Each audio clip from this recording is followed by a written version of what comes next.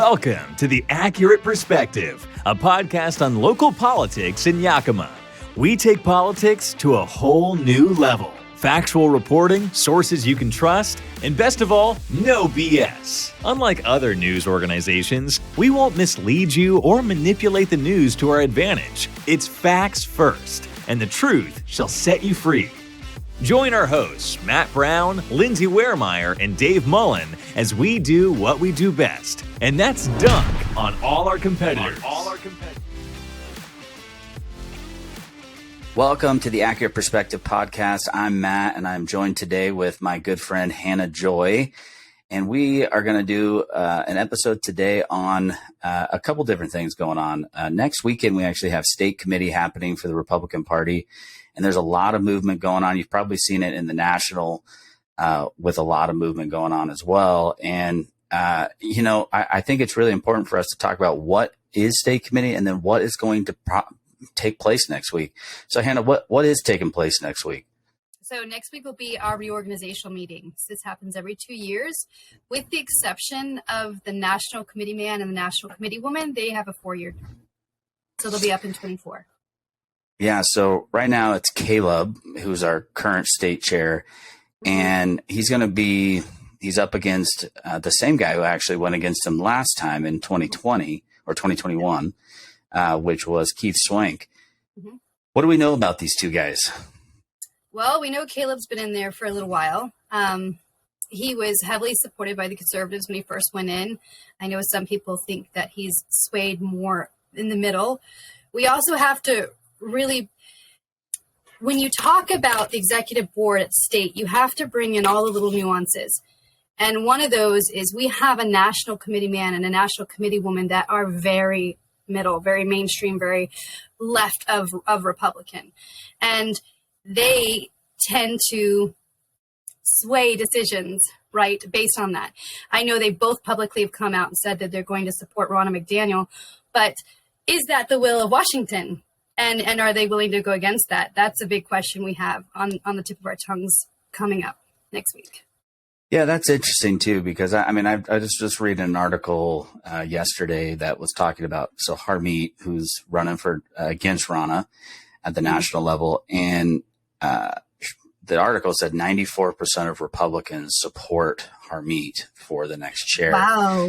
So I thought that was interesting. And then a little bit later in the day.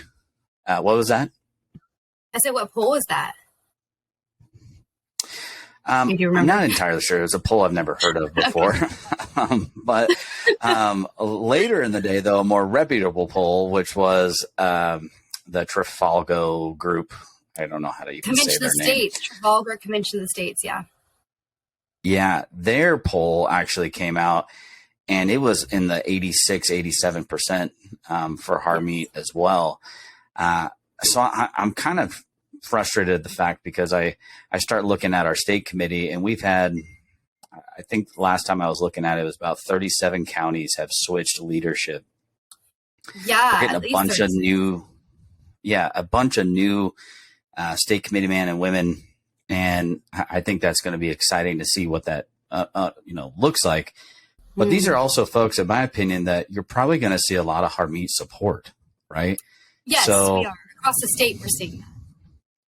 Right. And so if that's the case, our national committee man and woman, their sole responsibility in my mind is actually to represent the state committee.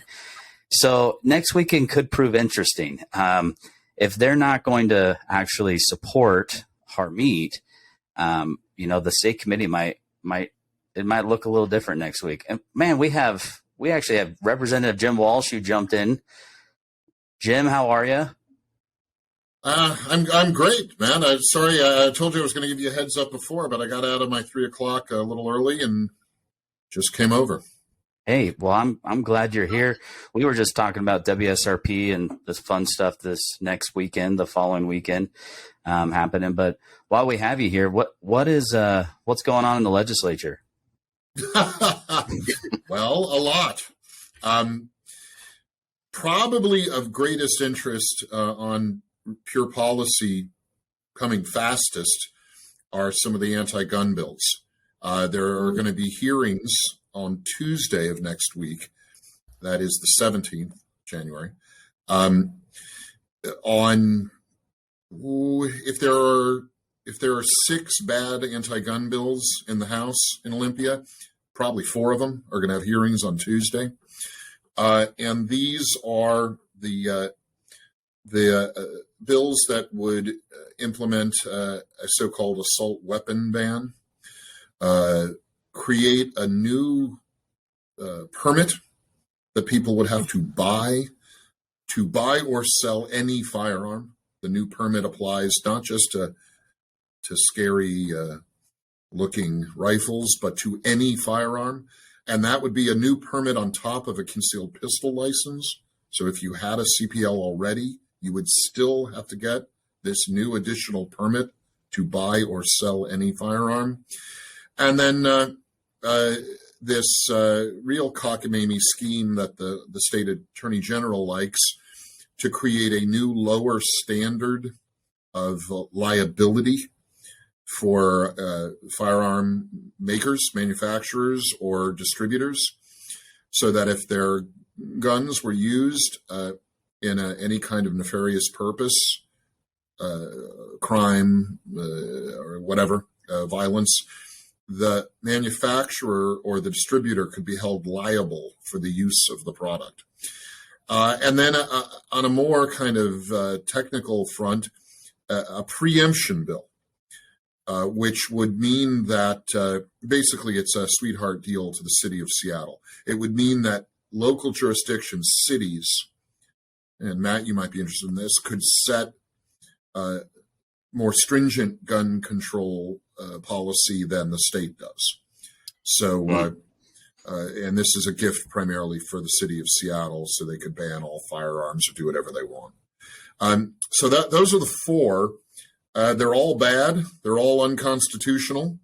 The recent U.S. Supreme Court opinion in the case out of New York State called Bruin makes it pretty clear what we already suspected, which is that these state-level anti-gun laws are unconstitutional at the federal level, and therefore unconstitutional and null and void. So it's all kind of an exercise in futility, but the governor and the state attorney general want it. And that starts on Tuesday. Matt, I can send you some links that you can put up for if people want to chime in online. It's gotten fairly easy to comment about bills in Olympia online.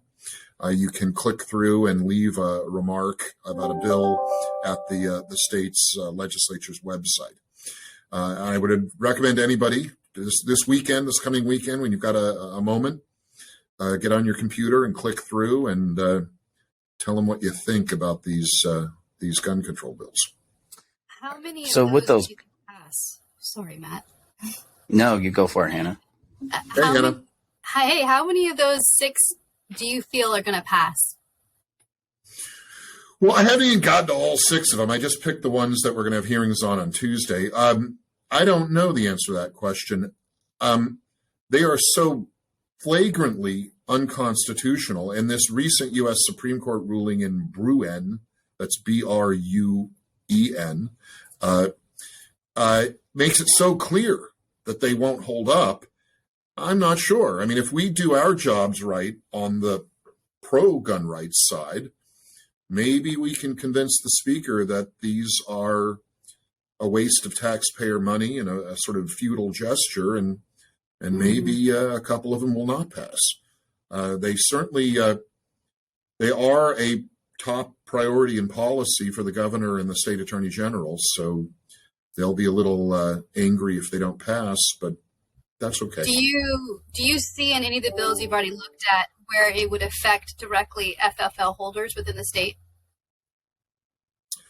Well, the FFL holders could be dragged into that liability scheme. That's the one that they're the most concerned about, the ones I've heard from so far. The permit to buy or sell would be challenged, I think, by FFL holders. It would be a nuisance and a barrier to transactions for them. They're not, I haven't heard as much from FFL holders. about that one. I mean, I've heard from everyone about that one, but the one that I've heard particularly from dealers about is the liability piece. They just think that's a Christmas wish list from the state attorney general, and he'd just sue everybody. It is. Any good bills bipartisan support got going on here? Or is it just doom and gloom right now in Olympia? I feel bad for you, Jim. Well, it's been pretty rough. So the gun bills are kind of the first out of the chute. The governor has also said that housing is a top priority for him. And when he says housing, he means state government funded and in many cases owned and operated housing, rental apartments. There is the possibility to get some good, well, not bad, reforms to current housing policy in the state in that discussion. The governor's main desire is this $4 billion slush fund that would require a vote of the people to approve. So it's a referendum to the people to set up a $4 billion account for actually building and owning apartment buildings. I suspect if this even gets through the legislature, it would have to go through the legislature first and then be voted on by the people. If that happens, I suspect the people might vote no on a $4 billion debt-driven slush fund for housing that may or may not ever get built. That's a bad part of that. In the wake of that bad proposal, there are some discussions going on in a fairly bipartisan way to trying to deregulate some of the restrictions on building, on construction, that could result in some better, some new housing inventory, new units being built. For a long time, some of us have been looking for ways to make it easier for people to build auxiliary dwelling units, grandma apartments in or on property they own. That conversation the last couple of years got hijacked by some people who used the good in that proposal to try to slip in a lot of bad stuff they wanted. We may be able, and so it hasn't gone anywhere, we may be able this session to get some better reforms to make things like those auxiliary or dwelling units, ADUs, easy to build. And it's a way you can build a little apartment out the back of your house or convert a garage into an apartment or something like that in a way that isn't terribly expensive and, doesn't require difficult permits. And it's a way you can get some housing, some additional units of housing out there into the marketplace. So there is some good we can come of that. A city, though, even if that passes, a city can still have stricter policies on those ADUs, right? And they can simply say, well, we don't want them in the city or. Right. That's the version we want, that I want, and other people. There are versions that shift a lot of zoning decision-making away from the local cities and counties and to the state level. And this is where you get this talk of this term you may have heard of middle housing. Middle housing basically means things like duplexes, triplexes, and fourplexes or quads. Not quite apartment buildings, but multiple unit structures, not single family homes.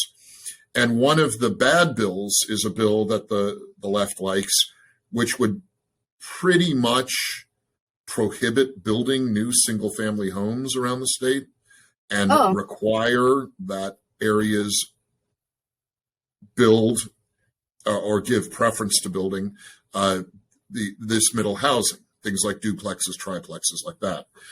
And it's not that I'm opposed to building more triplexes and duplexes. Sure, let's do that. But I don't like moving the decision-making on zoning in areas from cities and counties into the state. I think that needs to stay at the city and county level.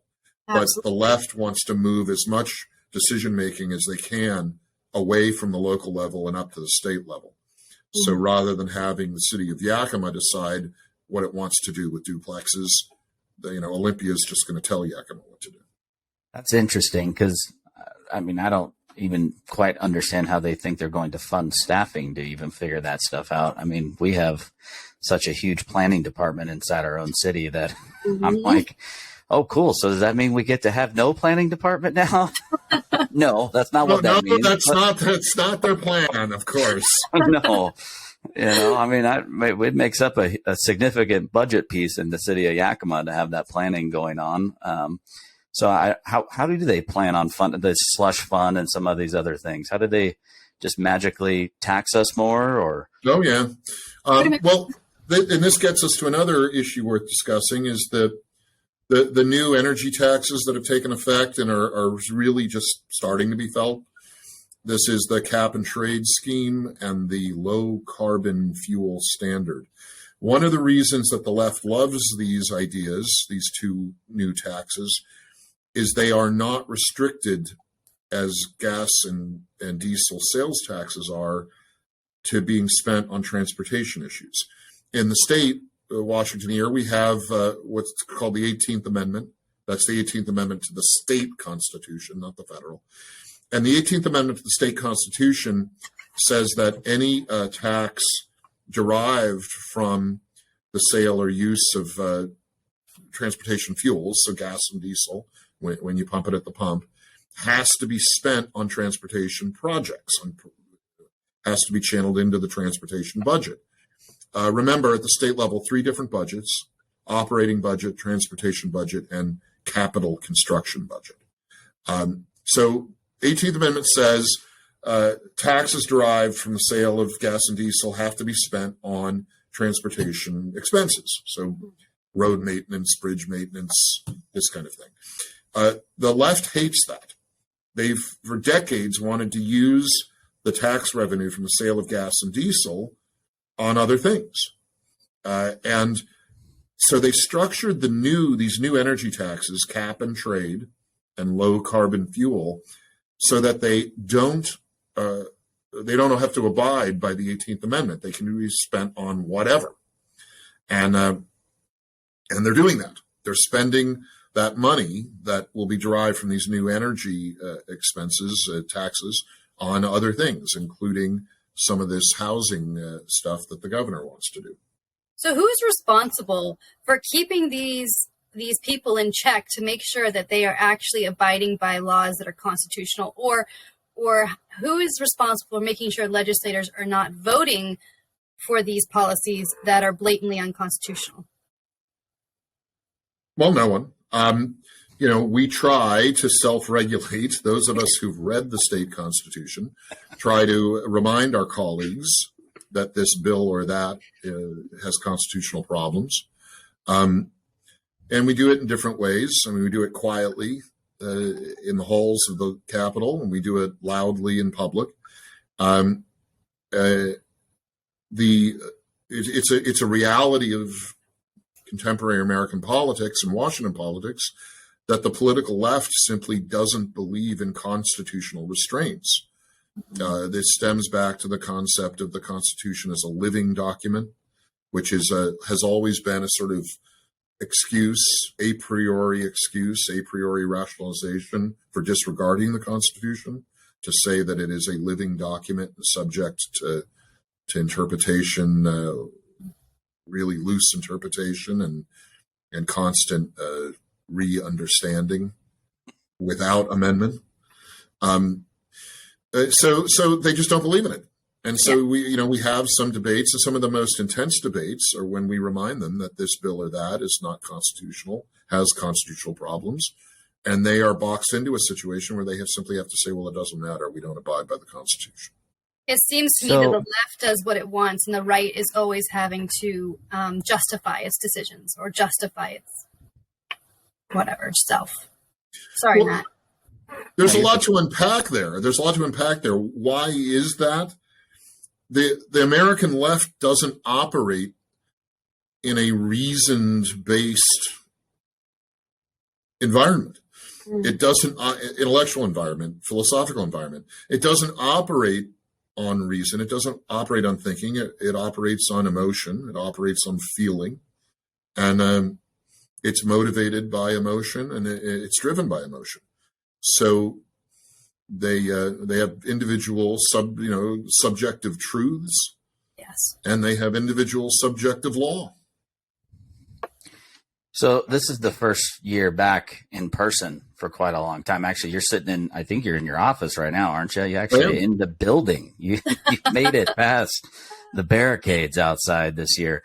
How is that playing out in the bipartisan work that needs to get done? Because I know was really challenging the last 2 years trying to do that through Zoom, and then you're sitting on a computer screen.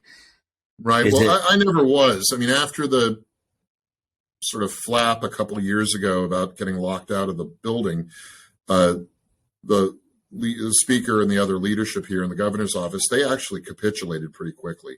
And I was back in my office about 10 days later. And I did another video showing I was back in my office that got about 1/100th of the views that the video showing I'd been locked out got. So some of us have been here throughout. What that whole flap led to was this kind of convoluted formula by which a certain number of legislators were allowed back into their offices and into the Capitol and even on the floor. So there were about a dozen of us here from each side pretty much throughout. What's different, to your point, Matt, it's true, is almost everyone is back here at the Capitol now. Will it make the legislative process more collaborative and bipartisan? It probably will, and that's a good thing. It's no surprise that my colleagues on the left have been the ones most reticent to come back in person. No surprise there, really. But there's kind of a split among them in why they get to that place. Some are genuinely hysterically frightened that they will contract COVID if they go out in public and die. And then some of them look at the virtual legislating as superior to in-person legislating precisely because it's not collaborative and bipartisan. They can kind of cram through. It's easier to cram through viciously partisan legislation when nobody's around anybody and you don't have to look anybody in the eye and you can just press a button. I'm not sure how many of my colleagues fit into each of those two categories, but some of them are genuinely hysterically afraid, and some of them just prefer the virtual world because they can get their way more easily. In any event, more of us are here. Almost all of us are here. There is the ability in this session for some to participate remotely on Zoom. But in these first days of the session, most everybody's been here. Where this applies to real people more is the committee hearings are much more hybrid, much more a combination of live and on Zoom. And that's interesting. That's something that even before the COVID hysteria, we were trying to do here in Olympia. We were trying to get it so people could testify to committees online. And so in that way, the COVID outbreaks kind of helped that. It forced it along. And most committees will be hybrid here. And already in the first days of the session, we've had hearings where we've had a combination of people sitting in the hearing room and a chair testifying, and people at home or at their office online also testifying. And that's a good thing. That'll make public participation, at least in the hearing process, a lot easier, and hopefully more people will be involved. And when we have these hearings on Tuesday morning at 10:30, Tuesday morning next week, the 17th at 10:30 a.m., I hope lots of people are going to show up and let the legislature know that these gun-grabbing bills are unconstitutional and immoral and unethical. Yeah, I mean, that leads me to, we have another guest on today, Julie from the Conservative Ladies of Washington group. Julie, thanks for joining us today. We got a whole crew on today. I see that. That's awesome. Hi, Matt. Thanks for inviting me to be on. Yeah, I think you know Jim, and this is Hannah Joy.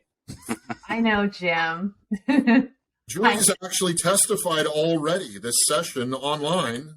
Nice. And I expect we're going to see her down in Olympia in person as well.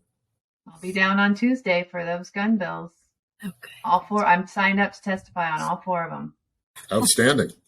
That's awesome. Julie, I wanted to give you a second to, one of the things I thought was cool is you actually have created a system of emails and different things to actually let people know how to partake in these bills. It's been super helpful for me because I cannot keep up with the sheer amount of things going on over in Olympia. Why don't you talk about a little bit of that? Yeah, so we actually created a legislative action center on our website, and it is a program through Voter Voice. It's a very robust software, and I've had my eye on it for quite a while, but it is very expensive. And we are pretty much a volunteer organization, funded basically by our members. So mid-December, I kind of took a leap of faith and decided to invest in this program and then make our organization a 501c4 nonprofit. The day after I made this decision, crisis hit my family, and I was pretty much for the last 2 weeks of the year dealing with that and unable to kind of get my game plan together to launch this in January. But I'm believing that God will bring the members and the donors, and we're already seeing just in the last 5 days, it's been amazing to see what's happened over the session. I'm connected with people like Jim and William Kirk of Washington Gun Law, and we're just seeing massive people hitting this website, and they can go to this website and the software draws from the state legislative site, but it's much more easier to use and interactive for people. And we can add our own 2 cents about things. So I can pull up a bill like Jim's 1090, which is the school. Did I get it? 1098? Yes. So I can pull up that on my website, and I can create my own information about it, my own graphics. I could put a video on about it, and people can learn a lot more. And then I can tell them where I want them to go to take action. So it's really amazing. And I think people are, actually, I know people are already using these tools and appreciating being able to participate in the process, because our Washington legislative site is not easy to use. No. It's not intuitive at all, and it's very clunky. I have felt called to this role, and it seems crazy, and I've never been involved in politics or government until about a year and a half, 2 years ago. So I'm just kind of figuring it out and learning, and just feel like I'm doing what God's telling me I'm supposed to do. You're doing a great job. What's the website? It's conservativeladiesofwa.com. Yeah, I actually send it out to, I'm the county chair here in Yakima and for the Republican Party, and all my PCOs were trying to figure out how they could partake in session. And I was like, oh boy, let me try to figure out how to, and then your site came across my email, and I was like, oh, this is so much easier. Great. And you guys could just go here. And so send out instructions to get people going on that. And folks have been loving it. It's been able to keep track of stuff as it's happening. And obviously having great representatives like Jim Walsh it makes it easier as well. But sometimes it's a little bit harder to find that on Facebook and figure out which bill. I feel like sometimes too, legislators like to put about 15 different bills all at one time to see how many Jim can actually stop at one time. So chainsaws. That's what it feels like with all these gun bills right now. And then one of the gals on my team just a couple hours ago was sending me all these education bills that have bad education bills that have hearings next week too. And it's just like whack-a-mole, trying to, it's And I think it's intentional, right? They're like, let's just throw all these bills at them and they can't keep up, and then we'll wear them out and they'll get tired of fighting. It's called flooding the zone. It's both a military and a political term. And we try to do it back at them. I mean, we flood the zone too. The school choice bill that Julie mentioned was part of a group of bills that I've done that are education reform related. And one of the words I've had recently is that committee, the education committee, is willing to hear. They're not willing to hear the school choice bill, at least not yet, but they are willing to hear the school resource officer, that is the law enforcement presence at K-12 schools. They're willing to hear that bill, which is another K-12 education reform bill, and I think would be very good for school safety and also for letting kids know that law enforcement are good people, not have law enforcement be alien, hostile presence in their lives, but a friendly, good presence in their lives. That bill may get a hearing.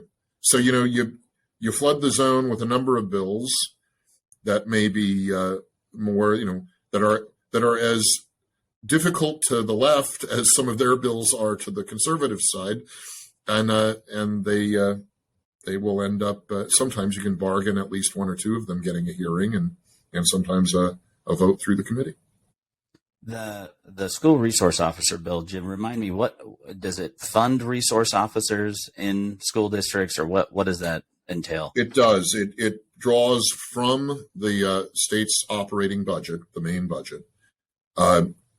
Frankly, it would probably end up drawing some of that money from the cap and trade scheme and the low carbon fuel scheme. But the operating budget is a big pot of money, pot of taxpayer dollars.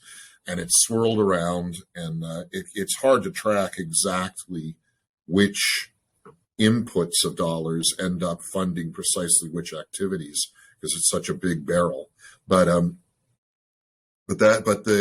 school resource officer plan, which would require and fund one officer at each campus in the K-12 system, would draw money, would be funded out of the operating budget.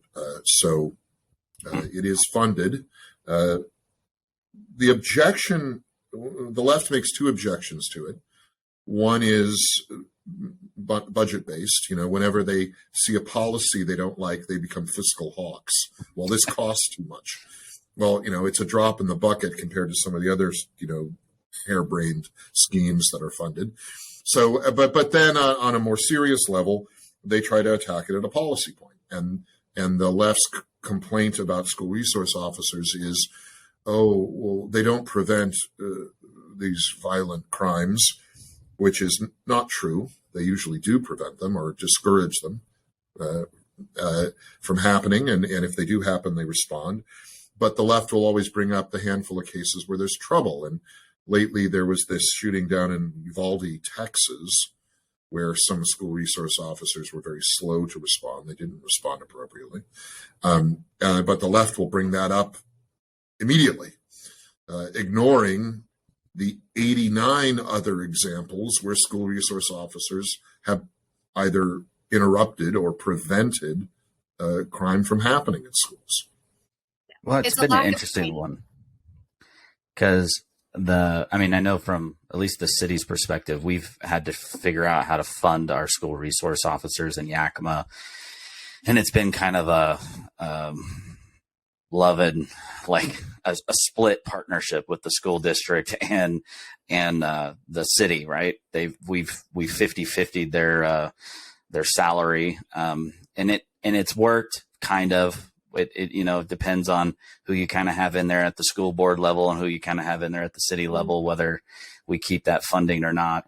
So I do appreciate that because I think that's like right now we have 2 high schools in our town where I think we only have one resource officer for both 2 high schools. And that's really because of funding and also trying to find the right people, the officers to begin with. You would think that with 2 weeks ago, having every superintendent in the state of Washington sent a bomb threat that there's a live bomb in their school would be enough to make them want an officer within the school system. It doesn't make any sense to me why you would want less. And not more with these threats coming in? Well, I mean, some of it is just pure politics. There are some legislators who believe that law enforcement is inherently racist and inherently unjust, and they don't want law enforcement anywhere. They don't want cities to have police departments. They don't want schools to have school resource officers. They want to literally defund the police. Now, they are a minority even within their caucus, but they are loud and aggressive. The situation that Matt describes, where the city and the school district are splitting the cost of the officer at the campus, is very standard. That's how most school resource officers are funded. Some version of that, a cost sharing between a city or a county and the school districts. But too many districts don't do it at all. The current breakdown, as we understand it, is about one third of school districts have some form of school resource officer. But the number may be even lower than that. It's not a statistic that the education bureaucrats like to track, so they don't ask very well. But they track everything. So what's what is define what everything is? We're all going to talk at the same time. Go ahead, Julie. I have a question about this, Jim. I live in the North Shore School District, which is one of the larger school districts in the state, up in Snohomish. Well, Snohomish and King County, they have schools in both counties.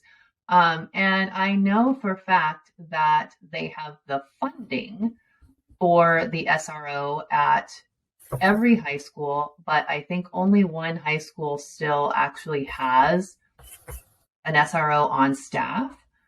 So if they're not hiring that position, they claim they can't find anybody. I have information that says otherwise.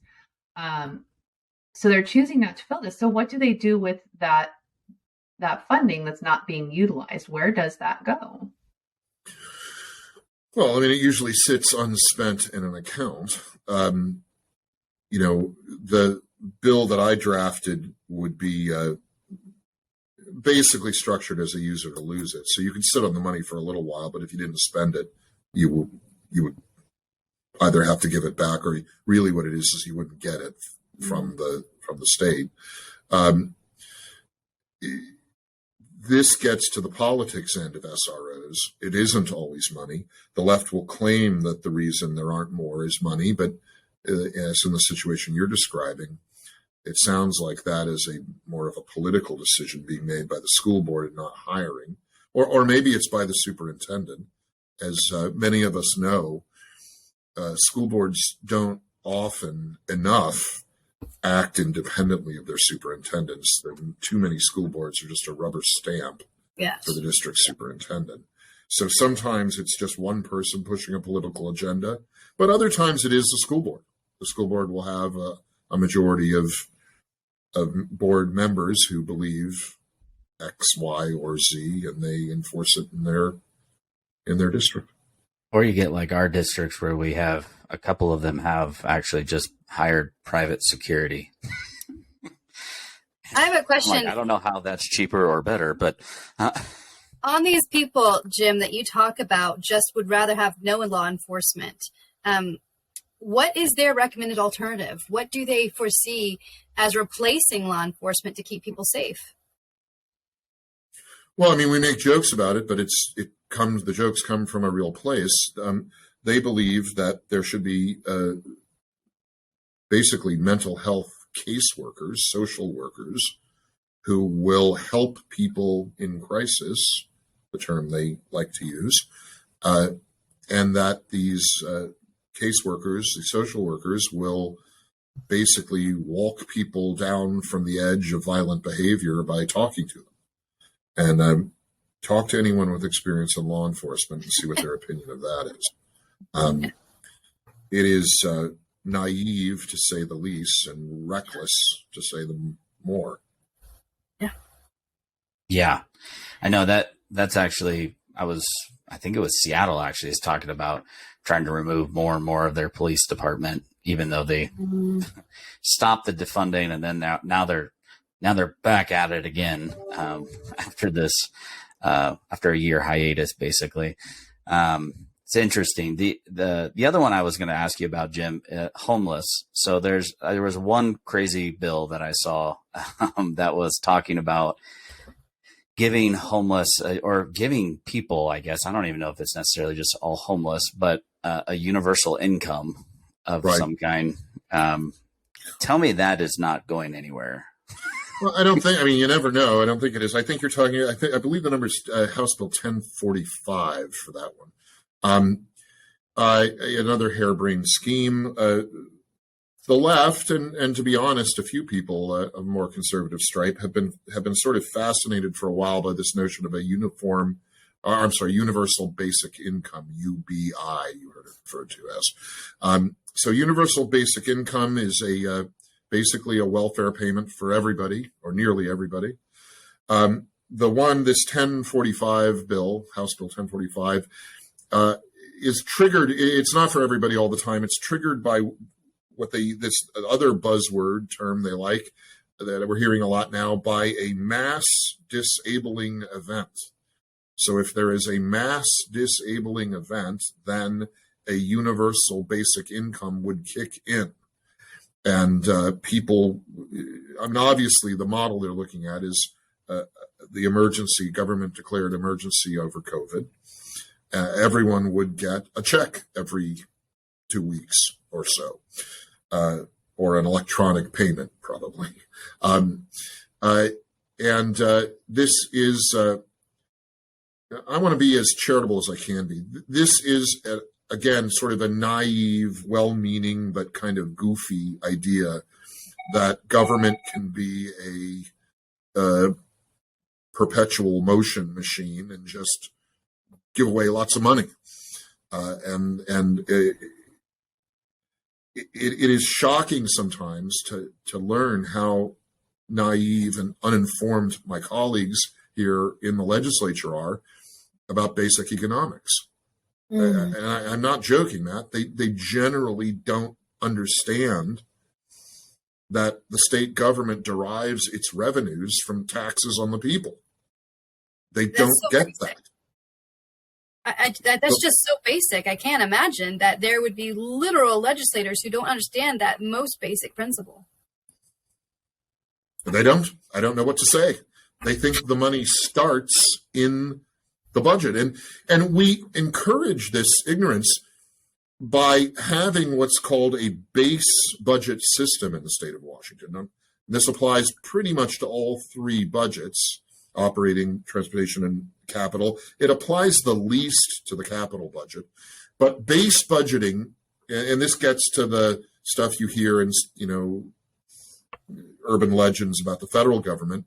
Base budgeting is where you start your budget process with last term's budget.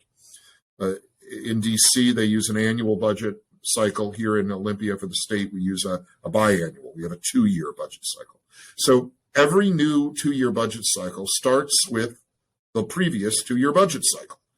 And all that we debate is how much more we're going to add to each department of the government. We don't question the last year's allocation. All we do is debate the new stuff.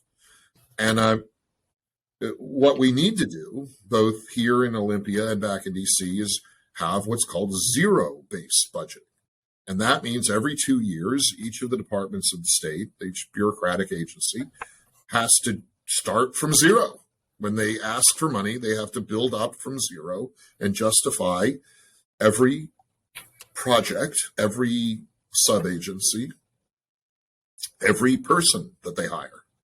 But we don't do that currently. And so I guess you could say, Hannah, that legislators it's understandable they're ignorant about economics because they never understand that you build budgets from the start every budget cycle. You should. They think that, for instance, the governor's current proposal that we're debating now for the next 2 years, in the operating budget, it's $70 billion. The last one 2 years before was about $63 billion approximately. So he increased it by about 10%. And there are legislators here who just think the $63 billion is magic money, that money is simply in the state. And you say, well, where do you think this money comes from? Well, it comes from, places. Is the base budget system, is that within the Washington State Constitution? Where does this come from? No, the Constitution allows the legislature to build its budgets on any standard that the legislature chooses. It says the legislature is responsible for budgeting, but it doesn't say what form of budget we need to use. And it Didn't would you take know, a Jim, there's green trees everywhere. Money just grows on it in Washington. Right? Didn't you know, Matt? Except in Yakima, we don't have very many green trees. That's right. What was that, Hannah? I said they're all in my county, those money-growing trees that won't be logged. Well, that's why I asked that question, because I'm thinking about universal basic income, and I'm like, so you only have money when you tax revenue or from someone, right? If they've brought in a business, you don't have money just poof out of the air like the federal government seems to be doing right now, 1.7 trillion. Well, I know but that. At least the feds can print money. Here in Washington, we can't even print money, and they think it's magic. I suppose that if you really hold them hard to it, some of these colleagues of mine will say, well, the rich. We get the money from the rich. They're like spoiled kids. I mean, the reason we've done well kind of staggering through a weak governor and bad legislation for a decade or more is we've been blessed. I mean, you can go all the way to the beginning of the state. I mean, we've had Boeing. We've had, before Boeing, Weyerhaeuser. We've had Weyerhaeuser to Boeing, to Microsoft, to Amazon. We've had a chain every 20 or 25 years of big corporate entities, engines of economic growth that have kind of kept us afloat despite our incompetence, bad management, and goofy ideas. My fear, and I've said this before with you, Matt, is we're screwing it up so badly here. The next link in that chain, the next Amazon, the next Microsoft is not here, isn't likely to be here. The next one is going to be in Texas or Florida, and they're going to get all those resources, and we're going to end up here down and out. Or even in North Dakota, was it Kristi Noem who just said that she's trying to make a deal with a large corporation in Canada who wants to move here because things are so bad up there? They are right across the border. Washington would have been a great option, but they know that we're not good for it either. No. So school choice bill, Jim, people have been wanting this school choice, at least here in Yakima. A lot of folks have been really pumped. We saw your bill. Can you go into details of what it what does it look like? Is it like the Arizona type of bill that they did down there, or is it a mixture, Walsh flavor on it? How does it look? Yeah, it's kind of a first cousin to the Arizona plan. It's the bill number is 1093. We kind of, that wasn't clear earlier. It's 1093. It is based on an earlier bill I filed 2 years ago that did not get a floor vote. It's really a first step to something as big and ambitious as the Arizona school choice plan. It is we don't use the term voucher for various reasons here, but it is we call it a scholarship that looks a lot like a voucher. It is a first come, first serve. So you don't have to qualify for participation in the program by any income metric or other metric. First come, first serve. And it is $12,000 a year. It's a scholarship worth $12,000 a year. A recipient child would receive that for the rest of the time that child is in the K-12 system here, so up to 12th grade. And it allows the child to carry the $12,000 with him or her, and the family can send that child to another public school than the one where they are by geography enrolled. or they can go to a private school, or they can use it to help defer the costs of homeschooling. So the world is their oyster. They can send their child anywhere they want. That will take $12,000 as a tuition fee. The average allocation to a school district for a child in a state is about $18,000. So all we're taking out is 12 of that 18, and the school district gets to keep the remainder. It varies some by district, but approximately $6,000. And so for the school district, if a child takes one of these scholarships and goes somewhere else, the district actually has a little bit more money per student for its remaining students than it had. That's actually a better deal then, isn't it? Because if you homeschool currently in the state of Washington, they get none of it. Is that correct? That's correct. Now, I have to tell you, Hannah, the homeschool community is sort of mixed on this whole idea. Yes. They're not crazy about it, or not universally in favor of it. Many homeschoolers don't want any state involvement at all in homeschooling. And they don't like the idea of using this state scholarship to defray, homeschooling costs, but curriculum costs or whatever they're doing. This is not a mandatory program. You don't have to participate in it. So for the time being, they wouldn't, if you don't want it to touch your homeschooling setup, it doesn't touch your homeschooling setup. Right. Now it doesn't apply to every student in the system. Only about 10%, maybe a little more, maybe 14% of the students could participate in the program as structured, but it's designed to scale up over time. And so we put in place the mechanism for doing this. And the grand plan to make it more like the Arizona model is it would eventually grow to be available to all students. Now, is there an additional bill or included in this bill a way to remove the cap on the amount of charter schools that are allowed here in the state of Washington? And I believe charter schools are funded by the lottery. Is that correct here in Washington? Not directly, not anymore. No, it's more convoluted than that. No, this bill does not include lifting the cap on the number of charter schools. So to unpack a little bit of Hannah's question, in this state, we do allow charter schools, that is, schools that are publicly funded, but are operated differently, are operated without the involvement of certain state superintendent programs and oversights, are able to set up their own curricula, are able to do things more independently. So they are meant as a kind of hybrid of a public and private school. From the beginning, certain of my colleagues on the left have hated the idea of charter schools and opposed the implementation of this program at every turn. We allowed a certain number of charter schools to be established and put a time limit within which they could apply for their charters, essentially their permits to operate. And the time ran out before all the spots were given away. And so we were not able, we tried to extend, some of this happened before I was here in Olympia. When I got here, the time was running out. We tried to run a bill to extend the time so that all the charters could be used, and the left shot that down. So we're in a place now where we only have a handful of charter schools operating in Washington.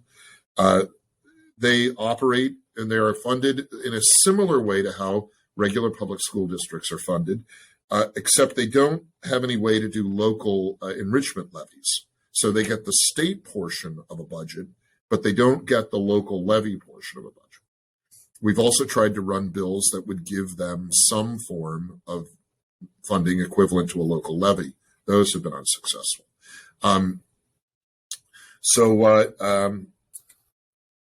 It would take a different bill, Hannah, to answer your question. It would take a different bill to reopen the time window to try to get the unused charters used. And at the current, and with the current governor, I don't think we could do that because they would oppose doing it. Wow. But there those charters sit up on the shelf, waiting to be used, and currently cannot be used. waiting. Just one day, they're going to see their maiden voyage out to some community. Just fling them off the shelf and take care of them.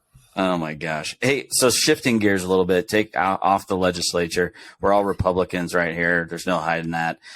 We got a state committee coming up next week. Hannah and I were briefly talking about that a little bit at the start.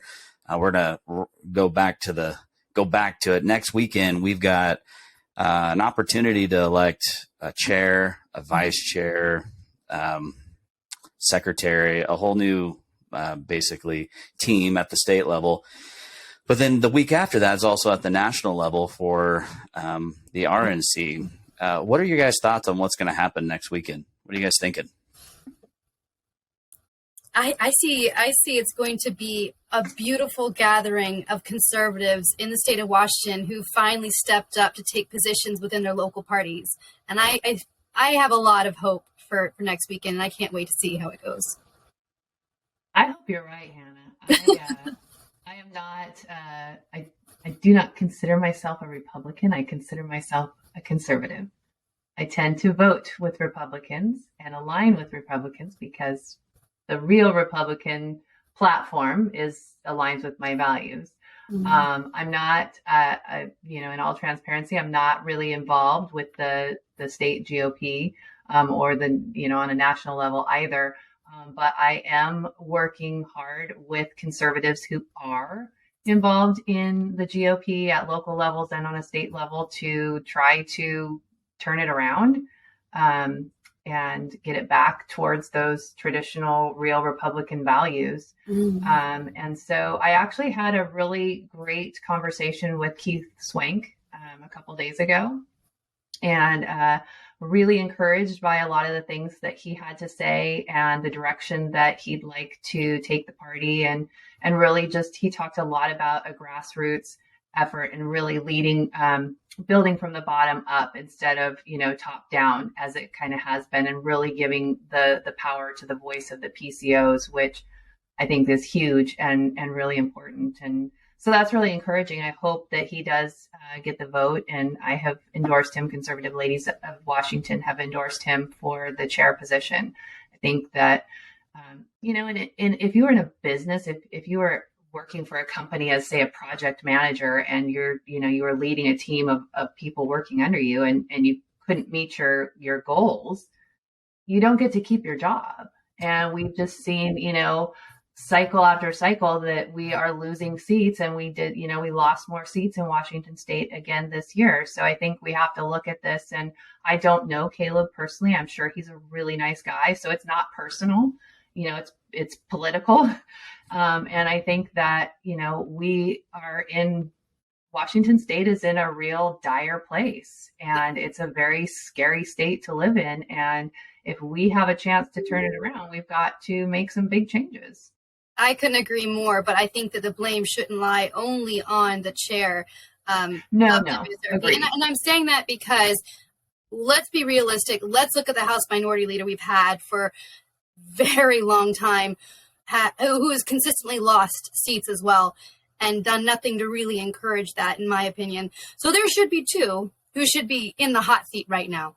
Well, and I have put him in the hot seat, as y'all probably know, and I did ask after the election for him to step down, and for the members of the Republican caucus to ask him to step down, and we didn't get anywhere with that, but at least we said what needed to be said. Yeah, I think that's interesting too, because I'm the type of guy that, if I can't get the job done, I don't like to just sit there and like to think I'm going to magically figure out the answer to a solution. It's just going to magically come to me. Right. Mm-hmm. So I'll step aside. Right. And I'll let someone else. All right, let's throw paint on a wall. See who's going to be a better artist at the moment. Let's see who wins. Right. And I'll support you. I'm not going to stand in your way.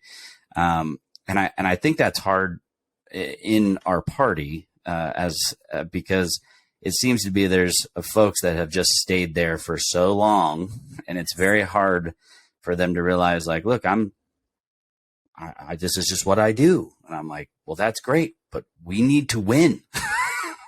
there's a measure of success that you have to do. I'm not saying you got to leave the party. I'm saying you need to move on, and we need to be a river and moving. And right now we're not. And that's sorry, go what's ahead. that, Hannah? No, it's me. It's just interrupting you. I'll wait for your thought to finish. Well, and that's one of the reasons why I'm supporting Keith Swank for chair, and it's not because I don't like Caleb. I do. I think him and his family are an awesome group of folks.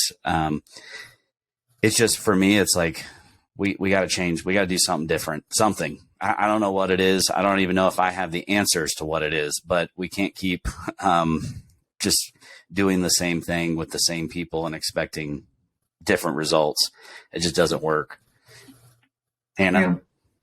Yeah. I was just going to comment that I know that we complain about people being in office for a long time, but the reality is the strategy that we conservatives need to be holding right now is to hold the line as long as possible until we get the numbers to where we don't have to fight anymore. It makes no sense to get two conservatives in and then they go, oh, I'm term limiting myself out. And then we just have this rotation of never having a good buildup of conservatives in office that we need. So it's a catch-22, right?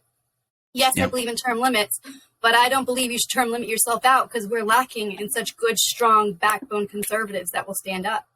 And as far as Caleb and Keith go, I have been very, I've definitely held Caleb to the fire a couple of times, and I've been pretty rough on him and his decisions. But the reality is, in the 4 years that I've been at state, he has done a good job in the capacity that he can, right? He has to work with much more than just himself, and he has to work against much more than we have ever seen at eBoard. I'm not going to endorse either or. I think Caleb has already said this will be his last year if he gets in and he's moving on. I think if Keith gets in, he's going to have a huge learning curve that's going to hit him really hard. Do I think he's able to overcome that?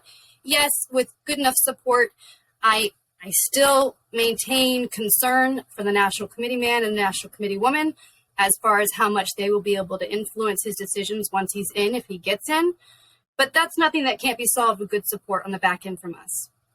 Maybe we just nominate Jim for chair. Just throw it back to Jim. Okay, go back I in will time nominate a little him. bit. There's a lot of that going around. I plan to stay where I am for a while. I hear Good ya. meeting you. You were the chair at one point, weren't you? I was the vice chair. The vice chair. That's right. I served as vice chair of the state party when Susan Hutchison was the chair, and I ran against her. She beat me to be chair, and then I was vice chair. Gotcha. Can you hold two offices? Can you hold your legislative office and party chair? It is legal. It is possible. I don't think it's advisable. When you're here, you're trying to work in a nonpartisan way to get policy done. And the job of the state party chair is explicitly partisan. So it would be, it's difficult enough when you're a legislator to run hard in an election cycle and then kind of put those differences aside and work with people and work across the aisle when you're at the Capitol. And some people do it very well, and some people have a harder time doing it. To add to that, the full-time chair of a state political party, while legally and ethically possible, it just would be very difficult. I think you would end up, if you were good at one, you would be less good at the other job. So I think if you were to do that, if someone in my position wanted to be a state party chair, which has happened before, former legislators have had that job, I think you would need to resign the legislature and focus on running the party. Yeah, it would be a lot. I couldn't imagine. I've had someone ask me, hey, you should think of that. And I'm like, dude, I got enough going on in my own world. I do not want to think about that at the moment. I couldn't imagine if I was in the legislature trying to do it at the same time. So what about national, guys? We're looking at RNC.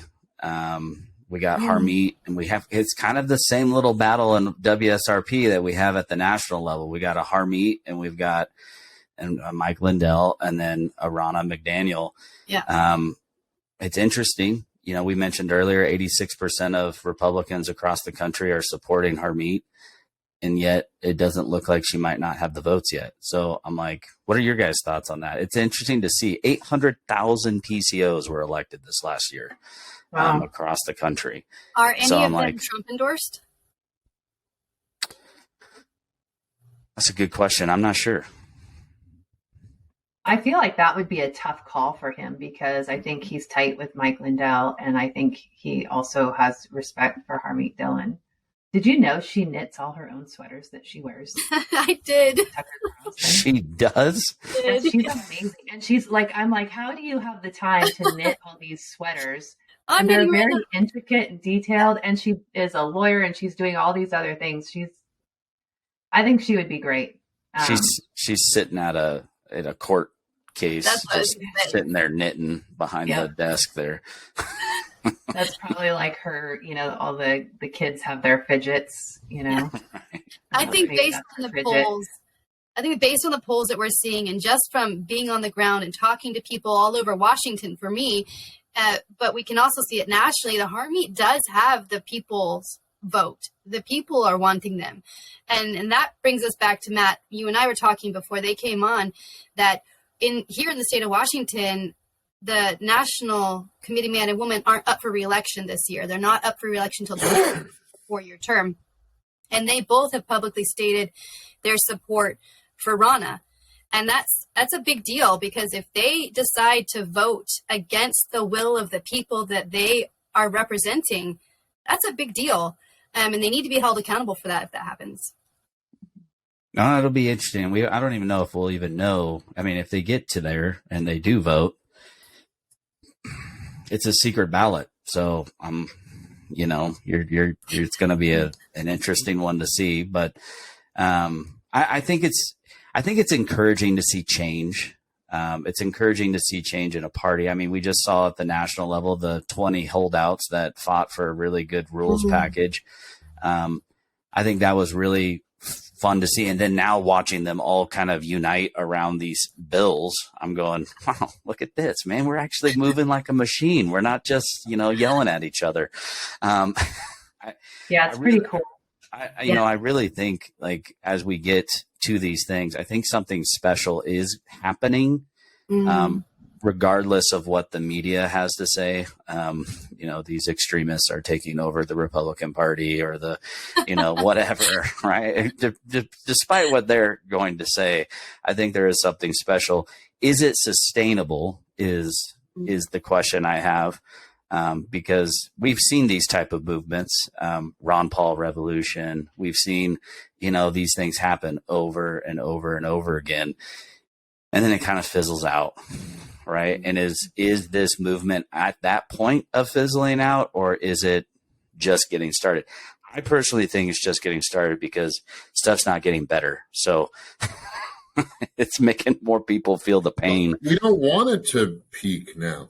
I hope it's just getting started. It needs to peak in about 18 months.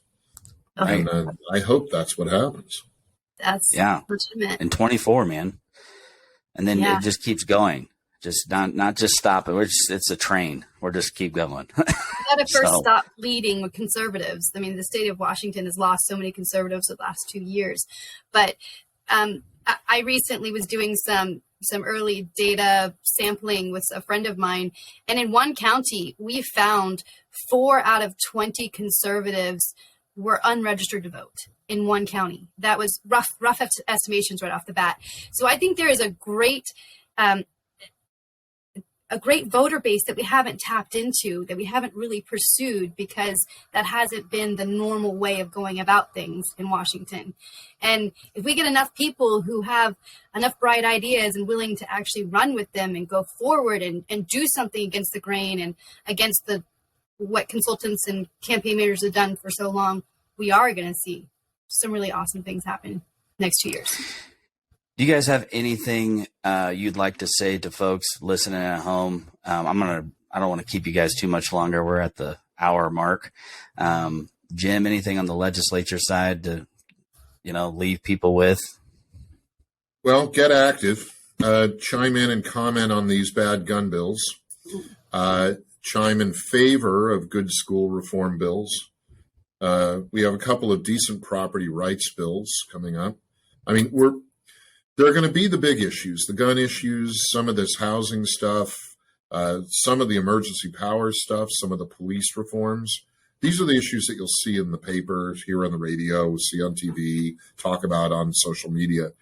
Then there are other smaller kind of humble bills, what they call in Olympia and DC, good little bills. And where we're probably going to get most of the better real reforms are in the good little bills, focusing on property rights, protecting property rights, focusing on some decent family law reforms, focusing maybe a little bit on some power grid issues. They're not going to make big headlines, but we'll try to get some small wins there. But we are in a defensive crouch. I mean, the left picked up legislative seats at the last election turn, and the governor is running untethered to reality. So we've got a lot to fight here. And I hope one of the ways we win is getting people used, and this is what Julie's doing a lot of, getting people used to participating. People who are commenting on bills are people I believe will end up sending their ballots in at election time. And we also have to work, frankly, on winning better under the current rules of engagement. I want to get back to in-person voting in this state, but in order to get there, we have to master the system in front of us, which is a mail-in voting system. And that means in this state where vote harvesting is legal, and where the other side is clearly doing ballot harvesting, we need to do things like ballot harvesting. That means going around your neighborhood, picking up ballots and making sure they get brought to the local auditor's office or to a ballot box. And we have been very, very bad at that. And one of the reasons we were able to turn my district from blue to red is we did a kind of version of ballot harvesting even before we knew that's what it was. And we need to carry that on in a more formal way around the state, where we are collecting ballots, making sure conservative ballots are getting cast, and breaking through the resistance that many people feel to sending their ballots in because they don't trust the system. They think elections are rigged. They think that the counts are crooked. We have to break through that distrust, because the only way we get to a place where we've got a voting system we like better is to win by the current system's rules. And that's a hard thing for some people to believe, but we've got to make that message clear. And we know the other side is ballot harvesting. It's not illegal to do that in Washington, so we've got to do it too. And they do it they're like a gazelle, smooth operations. And we have to figure that out at a state level. Julie, how about you? I would say, one of the things I've been hearing a lot as we're putting out these calls to action, overwhelmingly people are grateful and they're like, thank you for making it so easy. But we also hear from the people who say, what does it matter? They're not going to listen. Kind of that same idea with voting, right? My vote doesn't count. Why should I bother?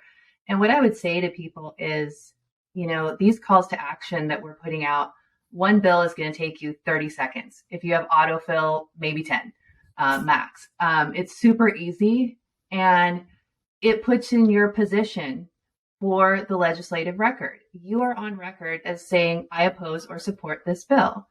And if we're not willing to take even that time from our iPhone to make that one little notation of where we stand on something, we don't deserve to have a say. And so this is our opportunity to put the Democrats on notice, put these radical leftists on notice that we are paying attention. We see what they're doing and we're against it. If we're not going to do it now, we can continue to get more of the same and go farther and farther to the left. And so I would really encourage people that, even though they aren't listening and they don't care and they're going to keep doing what they're doing. But as they see the numbers and we keep being consistent with it, they're going to, there's going to be another election come up, and, we're putting them on notice. And with the connection of, being involved in the legislative process, plus the voting and the ballot harvesting, that's how we're going to see change. But you have to start somewhere, and you have to speak even if nobody's listening.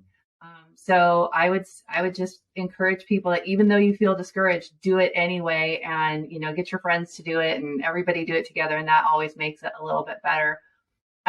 Another thing I want to mention is Jim dropped a bill the other day. I forget the number of it, but it's, protecting children from, gender changing surgeries, basically mutilating healthy teenage children. And a lot of people have said to me, well, what does it matter? The Democrats aren't going to hear this. And, it picked up a lot of buzz on Twitter the day that Jim dropped that. I mean, it was all the talk. Senator Marco Elias was, this is not going to, we're going to come at this and we're going to come out stronger in support of trans kids. And it'll not get a hearing. I mean, I could probably bet my life on the fact that it won't even see a hearing, but we are having the conversation, and it is bringing awareness to this issue. And, if we can expose the radical left with the things that they're saying, like this is medically necessary. No, it's not. So they're giving us an opportunity to use their words and enlighten other voters. I don't believe that all Democrat voters are radically left. I don't believe that Democrat parents think that children should be able to get these surgeries without parental consent in the state of Washington. So I think there's a lot of good things happening. And one of the things I would also encourage people to do is, we wanted these people to be in office. We wanted to elect Jim Walsh.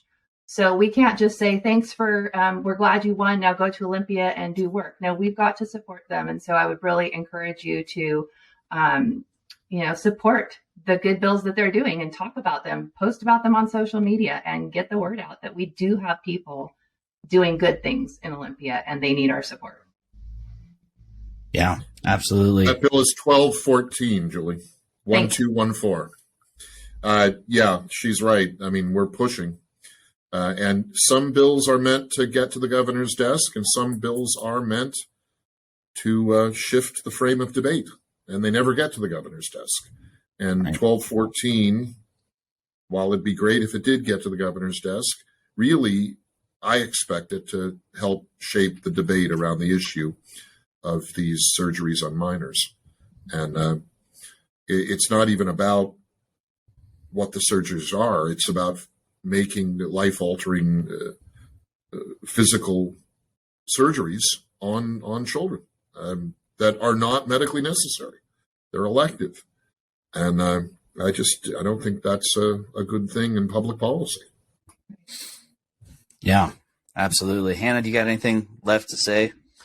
I would want to just say thank you, Jim, for all the hard work that you've put in over the years, and for all the people that you've inspired that nobody knows about. Because you have inspired many in this state to stand up and fight because they see you doing the same. So thank you very much. And Julie, thank you for doing what you do. I understand that it is a very unloved position in which you don't get paid, but you pay out, right? But you're doing it for a reason, and that's so important. And I hope there's many more like you that'll step up to the plate. I'm going to leave you guys with a quote from Sun Tzu. Yes, you can make fun of that later. But it's first, the whole organization must be one-minded and with one heart. This can only happen if there's a single principle which all members of the organization believe in and live up to. That should be our call for the next 2 years, is to unite all conservatives and Republicans around one principle that we can get together behind and go forward in Washington. One change leads to two, leads to three. And we've got this. I think people are finally fed up, and I think it'll peak in 18 months. Yeah. And, we're going to have fun. So yes. that's what I keep telling people. Sometimes people are like, man, politics is such a drag. Oh my gosh. It's a Debbie Downer. You're not hanging around us, Matt. Yeah, it's just I'm like, when they were doing the House vote over and over and over again for the speaker, I was sitting there like a political nerd just going, oh my gosh, this is so freaking awesome. I am having a blast watching this, and I'm watching other people like, this is so stupid. And I'm like, no, you don't understand. This is fun. And I think that's the thing going forward is like, look, if we can't laugh and play and have fun and enjoy getting to serve our country and getting to fellowship with even folks that don't necessarily agree with us or think like us. Some of my best discussions happen with people that do not at all think like me, but it is a great discussion point, and I enjoy it weirdly. So, I'm going to wrap up this episode. Thank you guys for joining us today. And we will be back again, probably after state committee. We'll do a little recap of what happened and heading into the national show. And we're going to try to keep checking in with Jim and Chris Corey and some of these other guys that are stumping down there at Olympia, where I'm actually going to go to Olympia for the city actually at the end of this month, and then again in February. So I'm going to see if I can't go find Jim somewhere roaming around the halls. So you can see the number. Number 28 O'Brien office building. So, yeah. All right. Well, thank you guys again, and we will see you next time.